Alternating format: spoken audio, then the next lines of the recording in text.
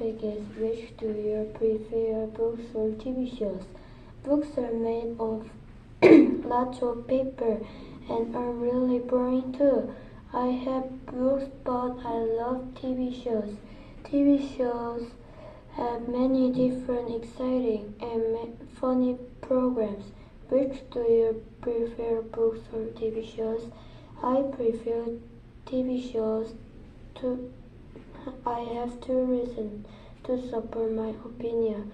My first reason is I like to watch TV shows because reading a book is a little bit boring, but TV shows are not boring, and playing games on the TV is best. For example, I like watching soccer programs because I like watching Champions League, and I like Heung-min Son. He is the best. Yesterday, I went to the Seoul World Cup Stadium and saw his bus team. I saw Son Heung-min. It was amazing. My second reason is this year is the Paris Olympic. I like the Olympic because Olympic have gold, silver, and bronze medal. I think the gold medal the best medal in the Olympics. For example, I like watching swimming. And I like Michael Phelps.